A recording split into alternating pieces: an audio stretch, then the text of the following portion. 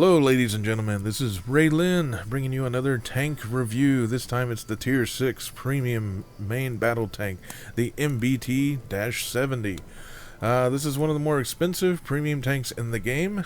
If we take a look real quick here, you're going to see that it costs 3,250 gold. That's about 22 US dollars. So being one of the more expensive tanks in the game, people have asked me to do a quick review on this and give you some hints on to whether or not this tank is worth the money. In my opinion, flat out, it is worth the money. It is a very good main battle tank, and it is pretty much one of the only main battle tanks you can get at Tier 6 that is a premium tank.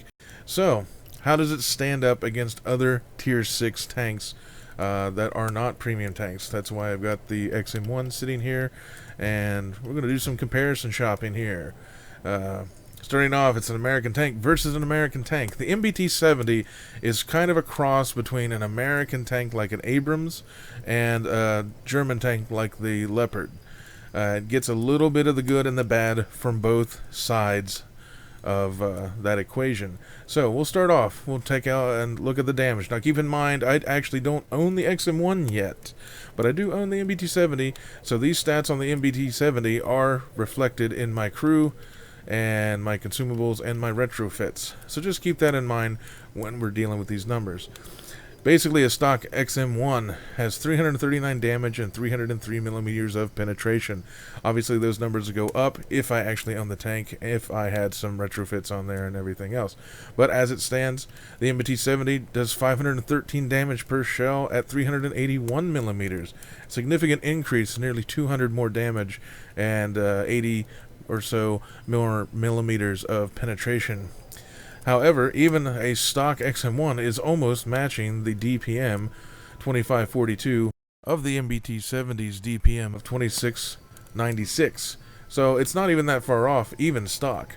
However, if we take a look on down here at the hit points, they're only 10 more stock on the XM1 versus the 1735 of the MBT-70. So health-wise, the XM1's going to probably eke out a little bit better than the MBT-70, but more or less, I don't have any hull upgrades on my MBT-70, so that's pretty much the base health of the MBT-70. So that's not too bad for a Tier 6 main battle tank.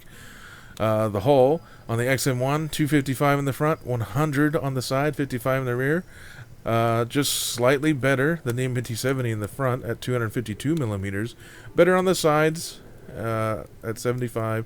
Better at the rear here at 45. So the XM1 has a little bit better armor on the hull. Go down to the turret, however, and the XM1 only has 245, 135, and 60 versus 250, 175, and 55, with the MBT-70 only being slightly weaker at the rear of the turret. However, if you'll take a look at the modifiers, the XM1 at 1.55, 1.55, and 2.7 is still going to have more effective armor than the MBT-70 because it only has a 1.5, 1.5, and 2.5 on the hull. And that holds up with the XM1's favor again on the turret. The modifiers are higher all around than the MBT-70. So the effective armor on the XM1 is going to be better.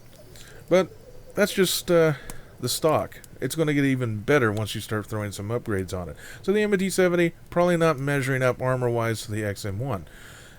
But we go down here and look at the max speed, 72 kilometers an hour on the XM1, nearly 70 kilometers on the MBT-70. That's not too bad. But here's another big difference. The stock XM1 takes 8 seconds to get to 32 kilometers an hour. My MBT-70, 6.7 seconds. This thing will shift, and it does pretty good, even without any kind of retrofits to boost the acceleration. So just a stock MBT-70 is pretty quick. The vision range is better on the XM1 with 375 meters versus 351. So the MBT-70, like most main battle tanks in general, is kind of blind. The gun depression is also better on the XM1 at 10 degrees. However, it doesn't have very much, if any, gun elevation at 0 degrees. The MBT-70 has 8 degrees, which is not bad. You can go over ridges and do some ridgeline fighting in this. It does have some frontal armor to take anything that somebody might throw at you, but you still have to play careful. 10 degrees is still better, no matter how you slice it, but it does get 1 degree of gun elevation. The turret traverse on the XM1 is very slow compared to the MBT-70's 36 degrees per second. The reload time, and here's where the biggest letdown of the MBT-70 is. It's on the reload time. 8 seconds is pretty standard across all 3 of the main battle tanks. I'll get to the rest in a minute. But the XM1 has 8-second reload versus 11.44 seconds on the MBT-70. This is down from about a 13.5 second reload on the base. I've basically got a 12.5 second reduction in my reload time just because of my retrofits. That's pretty terrible. This thing does hit hard, but it does not hit fast. You're not going to be able to shoot your way out of trouble, even though your top speed and your acceleration is real easy to get you into trouble. So keep that in mind, that you are not necessarily going to be the big pusher if you got a group of main battle tanks. You just don't have the reload to keep up with other tanks of your tier or higher than you. The accuracy is not too good, not too bad on the XM1 at 0.12, but it is 0.13 on the MBT-70. Again, it's not too horrible, especially for main battle tanks. But it's not overly good. You shouldn't be sitting back and sniping in this thing, regardless of how decent the accuracy is. The targeting time base on the XM1 is 2.9 seconds. Really slow. It's still slow even on the MBT-70 at 2.7 seconds. So this thing does need to sit around out in the open, vulnerable. Unless you're point blank, you're going to need to aim for a lot longer than you would probably like. And that is also using a retrofit to bring that down, or they'd be close to about 2.9 seconds apiece. Moving on, we're going to go and check out some German stuff. The Leopard 2AV, the other Tier 6 main battle tank. For comparison's sake, the Leopard does 356 damage and with 310 millimeters of penetration. It's a lot lower, and my Leopard 2AV is decked out. It's not going to get any better than what you see here. So the DPM is just barely under the MBT-70 just because of the weaker damage per shell. The armor is not as good on the Leopard. Frontally, 215, 60, and then 35. The MBT-70 has more than enough. The modifiers on the Leo also much worse than on the MBT-70. The turret in the front is 300 millimeters on the Leo, 225 at the sides, which both numbers are much better than the MBT-70, and they're equal on the rear of the turret. However, you look here, in favor of the Leo, the modifiers on the front against AP and HE are higher than the MBT-70, but against any kind of shape charge, it's terrible. And it's already weak on the rear anyway, so anything shape charged missiles hitting the Leo, especially in the back, is just going to wreck it. Whereas on the MBT-70, the rear of the turret's got some pretty hefty modifiers there. It's actually got much more than 55 millimeters in the rear against shaped ammunition, which isn't bad. The top speed is the same on both, so there's where the part of the MBT-70 gets the Leopard, basically the Leopard's hull a little bit, is from the speed. And it's actually slower than the MBT-70, 0 to 32 kilometers an hour. That's pretty nice. Like I said, neither one of these are stats that are modified in any way by retrofits, or commander, or crew. This is all just as good as it gets without anything. So apples to apples here. So the MBT-70 is slightly faster. The MBT-70 also just loses out once again on the view range, being much weaker than the Leo with 360 meters. Gun depression, again, it's got 9 degrees on the Leo, 8 degrees on the MBT-70. 9, 8, it's still pretty good. It's not as good, but it'll do. The turret traverse on the Leo is bad at 27.5 degrees versus the 36.5 on the MBT-70. Again, the reload time, just like the XM1, 8 seconds. And you could probably push that a little bit lower if you were worried about your reload time. Again, the MBT-70 falls way short on that. The accuracy is actually better on the MBT-70 at 0.13 versus the 0.14 on the Leo. And the aim time is terribly bad on the Leo. It's really bad. 3.4 seconds versus 2.7. Almost a full second quicker on the MBT-70. So it's inherited some of the speed from the Leo and a lot more of the damage from the Russian line. Alright, we know right off the bat that the Russians are going to hit harder and have the most pen. But in this case, just barely. Only about 40 more damage and only about 11 more millimeters of pen. Now, this is with standard armor piercing and not heat ammunition. So heat, it would be a little bit less on the penetration, a little bit more on the damage. But that being said, the damage per minute on a fully decked out T-72A is 3,497, easily blowing away the MBT-70's 2696. In the health department, the MBT-70 still wins, though, at 1510 versus 1735. The armor on the T-72A, 250, 160. It's got only 2 millimeters more on the MBT-70 and 25 millimeters less on the sides and about 15 less on the rear of the hull. So the Russian isn't too shabby when it comes to the armor. Now on the turret, T-72A wins. So 340 on the front, 320 on the sides, 80 at the rear. MBT-70 doesn't stand a chance, only at 250, 175, and 55. And the modifiers for both the hull and the turret are better for the T-72A. Mobility-wise, the T-72A has a pretty good top speed of nearly 60 kilometers an hour, but it takes over 8 seconds to get to 32 kilometers an hour, and you're generally not going to hit 60 kilometers an hour in a T-72 unless you get a downhill slope or you're really rocking it out on some city streets. So that's kind of an unrealistic speed. The 70 kilometers an hour on the MBT-70, it's going to get there. It gets there real quick at the 6.7 seconds, as we mentioned. So in mobility, definitely the MBT-70. Finally, if you look at the view range, the Russians barely eke by at 360 meters, leaving the MBT-70 the worst view range of the Tier 6 main battle tanks so far. The cannon depression, of course, it's Russian at only 6 degrees. MBT-70 wins. The turret traverse, very, very slow, almost twice as slow as the MBT-70. Reload time, it's not as good as the other two tanks at 9.52, nearly 10 seconds, but it's still better than the MBT-70's 11.5 second reload. The accuracy is crazy good for a Russian tank at 0.09, obviously beating the MBT-70 by a little bit. And the aim time is nearly 3 seconds on the T-72A. I mean, these stats are as good as they're going to get. You could modify a few of them based on your retrofits and your crew, as well as your commander. But for right now, this is how I'm stacking mine as far as stats go on the gun. So the Russians definitely have the edge in the turret armor and in the damage and penetration, but that seems to hold true through the entire line versus any of the other nation's tanks.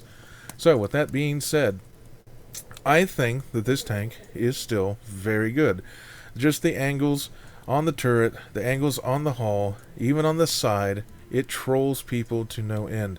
I mainly play PvE, so this thing pops up all the time in Tier 6 battles as your enemy, and it just sits there and bounces things that you don't think that it should bounce. But if you have to come up against one of these, whether you're in PvP or you're in PvE, there are a couple of weak points. I know it seems obvious, but the lower plate on the front is actually a weak point, though you need some serious penetration, probably by a Russian tank, to get through this. You want to aim more towards the bottom than the top, because as you move up, this area right across here seems to be just almost unpenetrable. It just trolls. So try to aim low on the lower front plate to go through. This little sight is also a weak point, as is this sight over here, as is this little tiny triangular piece here. It doesn't look like it should, but it is a square, just flat on. You need some pretty good accuracy or to be face hugging this thing. I would not recommend face hugging this if you can help it. The armor is still really good, and though the gun does take a while to reload, it packs one hell of a punch with enough pen to go through almost anything, even 2 tiers above it. So if you got to shoot it at the side, aim for back here on the turret where these little smoke launchers are. Over here, there's just too many odd angles and weirdness going on that your shells just kind of go, and it just doesn't work. If you get the back end, it's pretty much just one big square shooting gallery. Pretty easy to pin with just about anything, even auto cannons. And so, I think this is a very good tank. It's not the best. It just borrows a little bit from all 3 of the other main battle tanks at tier 6. It gets a little bit of everything. It even gets some smoke grenades. If it gets spotted, you can launch 1 smoke grenade out there to hide yourself from enemy fire if you get into a bad position at the start. And none of that is actually listed. You only realize that you can get that if you actually go to your upgrades, though. You can see it. Smoke grenades here, it gives you a description. Not a lot of people realize this. They just kind of get into a game and realize, oh, I have smoke grenades. Very odd. Very quickly, we'll talk about the commander. I'm going with Max, as always. It is a premium tank. He boosts how much reputation you get, how much crew rep you get, and it's just overall, he's just a very good commander. However, if you didn't buy a founder pack, you're probably not going to have Maximilian. So you have a couple of options. Good old Juan Carlos or Freya. These 2 are considered to be interchangeable. They have basically the same exact skills, but the skills are in different parts of the skill tree. They're pretty much the best you're going to get from MBT in Armor Warfare, so you have to pick your poison. You get 1 from the Vostika Artillery, and you get Freya from the M109, also artillery. So if you're not a big Arty fan, you may have to suffer through a little bit to get a MBT 70 commander. They're not bad, but as long as I have Max, I'm not worried about any of the other commanders at this time. Alright, so let's talk about the driver. Spin to win. Hold traverse speed improved by 10%. I take that, of course. You need some hold traverse. It's not bad on the MBT 70 because it is very maneuverable like the Leos, but a little bit more never hurts. Acceleration, of course, on off-road terrain increased by 10%. Off-road driving, I recommend it for any and all of the tanks you have. The gunner, aim speed improved by 10%. Yes, please, this tank needs aim speed so bad, and this is just a no-brainer for me. Do the twist. Turret traverse speed improved by 10%. Turret traverse speed is pretty good as a base, around 30 degrees a second. This just improves it that much more. This is what I go for. Yeah, you need to adjust for your own play style. Ammunition. This thing does get missiles, believe it or not, and they have 581 damage with 668 millimeters of penetration. That's enough to go through the front of almost any tier, well, pretty much any tier 6, some tier 7s, and a few tier 8s if you get into a really bad matchup. These don't cost you anything. They're actually here. So if you have alternate ammunition, this is where you find it, people. You got a pool 1 and a pool 2. There's no downside to equipping the 10 missiles. They don't detract any from your loadout. This is a tier 6, so for tier 6 and up, I almost always load a lot more armor piercing than heat. A lot of tanks at tier 6 and up, and many, in some cases, tier 5 and up, have a lot of ERA armor, or just cage armor, anything and everything to defeat the heat you're shooting at it. If you know for a fact that you're going up against a lot of targets that don't have a lot of ERA, you can load the heat and take a few shots. This tank does almost 600 damage per shot with its heat. I've seen up to nearly 700 damage if you hit a critical part like an engine deck. So the heat is definitely worth keeping in mind if you're going up against any kind of soft targets. Just keep in mind that your ammo swap speed is still going to be 11.5 seconds. And that is my ammo loadout. Consumables, I always take spare parts, energy drinks, and medical kits. These are the more expensive of your consumables. Spare parts increases your repair speed by 10%. It repairs all the damaged components on your vehicle. If this thing gets smacked in the ass with artillery shells, you're going to get wrecked. It has a very, very wide buttock. If you look here, you can see the top of the turret is a nice big square target, and so is the rear end of the tank. If already zeroes in somewhere along there, it's going to wreck a lot of your modules. The premium spare part repairs all of the damaged ones. That's very, very useful. The medical kit is the same thing, except it deals with repairing all of your crew. It also increases your crew resilience by 15%, making it nearly impossible to get one of them killed, especially if you use Maximilian, who increases your crew's health by 20% as one of his skills. The energy drink increases all of your crew attributes by 5% for a single battle, but it does carry a hefty price tag. You can use the normal repair kit, the normal first aid kit. You just will not get any of the passive effects. Instead of the energy drink, you could drop it down and use the protein bar, or you can use the fire extinguisher or the automatic fire extinguisher. I don't worry about the fire so much. Some of the tanks actually have resistance to fire because they have automatic fire extinguishers built into the tank as a module. So I generally take the energy drink. I just want my crew skills to be a little bit better. It's got a price tag, so I do pay for it, but this tank needs all the help it can get, especially when it comes to the gun. I suggest everyone get a low, mid, or high tier field maintenance kit. Heals 20% of your vehicle's health and gives you all of your ammunition back. If you notice, you can only carry 32 rounds of ammunition.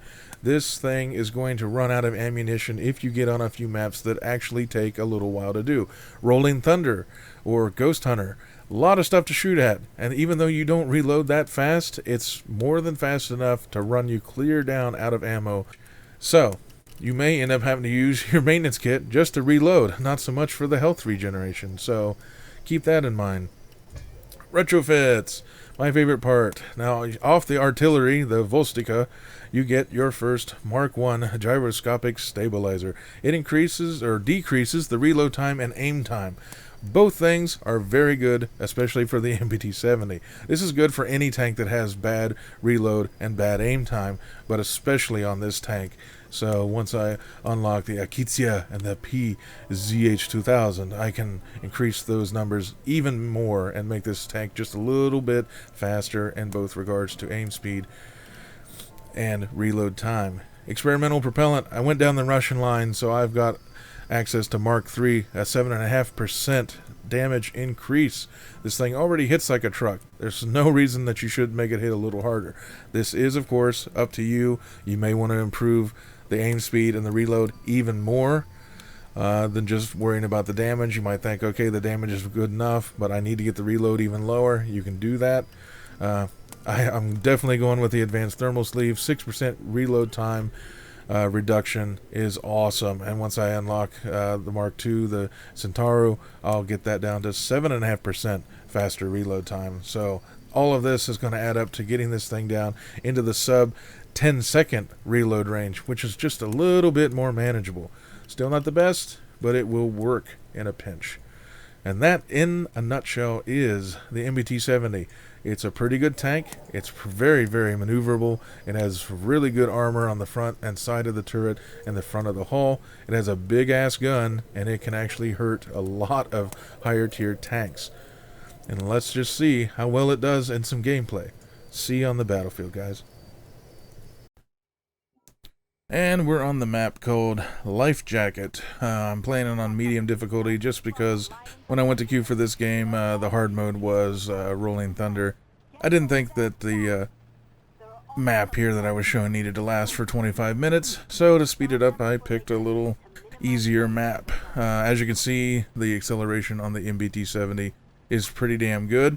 We're already almost up to 60 kilometers an hour, even though this is kind of off-road and a little bit of hill and rocks. I do top out about 59 kilometers an hour. This is one of the new maps they introduced in patch .12. I've only played this map, I think, one other time, so I wasn't exactly sure where the enemies were going to spawn, so I just kind of playing it safe. Don't exactly have the most view range, actually, of any of the tanks that are on my team, but I felt confident that, especially on medium difficulty with 4 main battle tanks, and another premium tank, the VFM-5, that we'd probably start wrecking the enemy's pretty good anyway.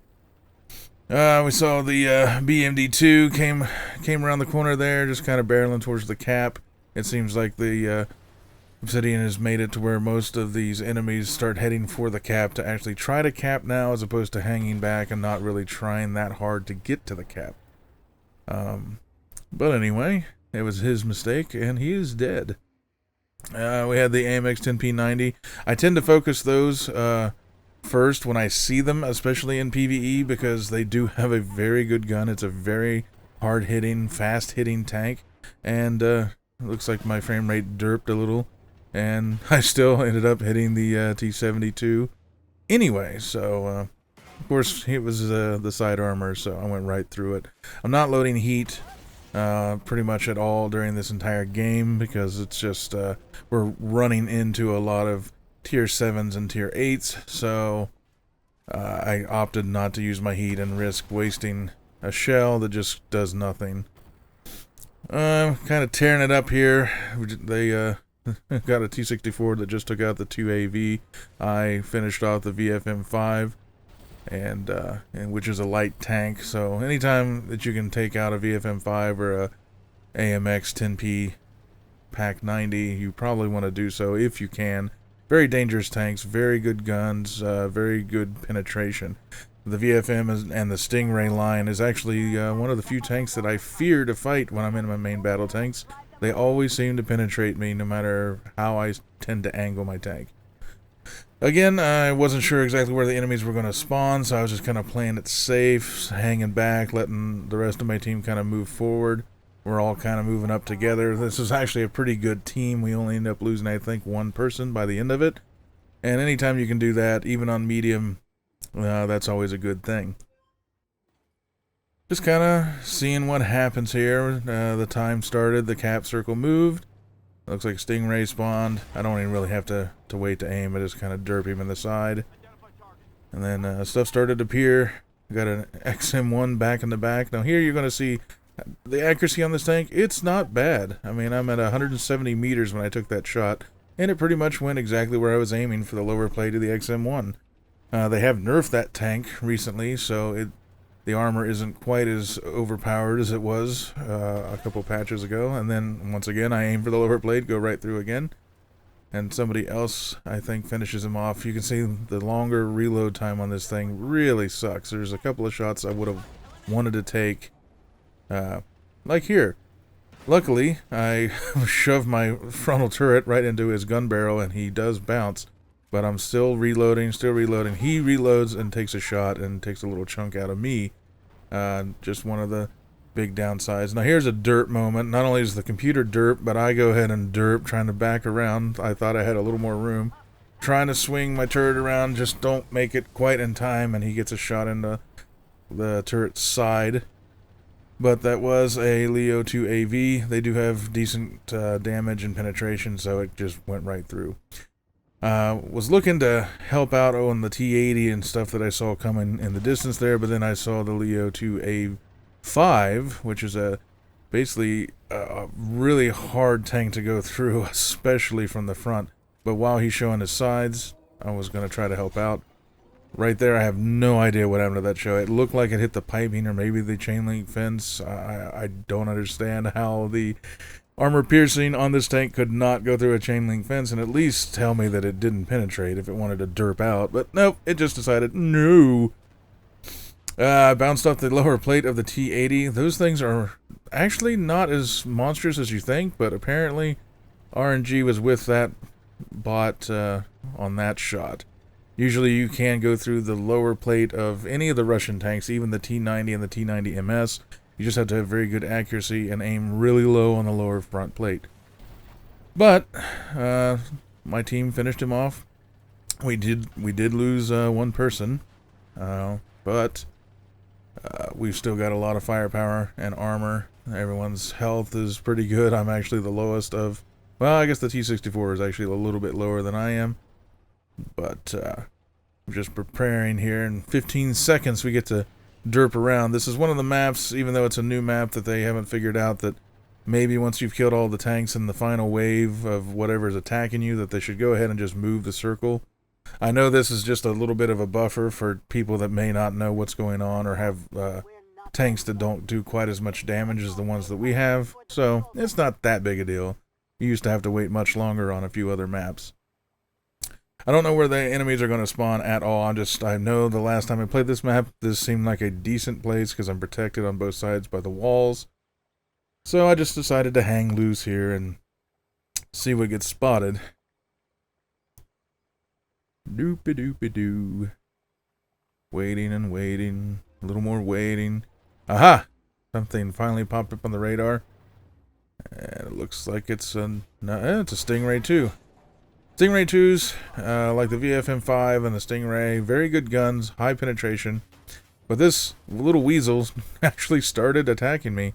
I don't really fear the weasels in an MBT 70, and neither should you. As long as you pretty much just keep your front anywhere close to towards him, he's not going to penetrate you with his autocannon. I mean, even the name, the weasel. I mean, if the name was like Honey Badger, I'd be worried. But it's a weasel. It's just not going to do anything to my tank. Now, if you're in a light tank, autocannons are, of course, your bane of your existence. And if, I suppose, I was showing my rear end to the weasel, it would be something else to worry about. Another XM1 bites the dust. Hit him in the backside of the turret. It's kind of where you want to hit. If you can get to the side, lower front plate, or the side of the turret on the XM1, it's very weak. M60A3, also kind of tough from the front. Very good frontal turret with a lot of anti-heat armor, but doesn't do him much good. I'm not firing heat, and he showed the side of his tank. Wasn't sure who to go for here. I saw this tank spawn, and I didn't quite realize that it was just a Sheridan. Now, Sheridan does have a big derpy gun, but I know when he just spawned that he's got about a 15-second or so reload on his gun before he can even fire, so I just moved in and took 3/4 of his health. Another 10p90. He gets toasted. I ended up firing just a split second too late and lost the kill on that one. I should have went for the Chieftain here instead of the 10p90, but I thought I had more time. It's a starship. I don't know what he's doing in this match. I ended up wasting the shell to do a whole whopping, looks like 25 damage to the starship. Was a complete waste. I should have went after the Chieftain. The Chieftain from the front is pretty strong, but the way he was angled and sitting, just no. Again, another weasel. I'm not afraid of the weasel whatsoever. I mean, he just cannot do any damage whatsoever to the front of the MBT 70, even on a good day. And I don't know why my team decided to let me get this kill. I don't know. They're just kind of maybe didn't realize there was a tank coming because it's just a weasel. They're very small, very quiet, and so they didn't fire. But I'm good with that. More damage, more credits, and more reputation. I didn't know how far we were along on killing everything, so I just rushed forward and took out the Stingray 2, just because I knew he seemed to be focused in on my teammates. And for the hell of it, I threw a smoke grenade out there. I didn't know we had about 15 seconds left. Sometimes a few stray tanks tend to appear out of nowhere in the last few seconds. So I just threw that out there. The T-64's a couple hits away from dead. I thought I would just kind of shield him. And that ends up being a very nice victory for everyone involved. And here we are after the victory. I got Blue Star, Shooter, and Target. Target, I actually ended up taking the most hits of anyone else on my team. I'm surprised that I actually came in first on the damage at 8,200, despite the low DPM of the MBT 70. I bounced a good amount of damage there, 23 over 2,300. Got some pretty good credits, got some very good reputation. For a premium tank, I think it is very, very good. It's going to cost you just slightly under $20. And I would suggest that you get this one. It's up to you, of course, as always. If you need a heavy tank, if you like the gameplay style of a main battle tank, this one will serve you pretty well, I think. I hope you got some use out of this video. I hope you enjoyed it. If you did, please press that like button and subscribe for more updates as I make them happen. And that's it. I hope you got something useful out of this, guys, and I'll talk to you later.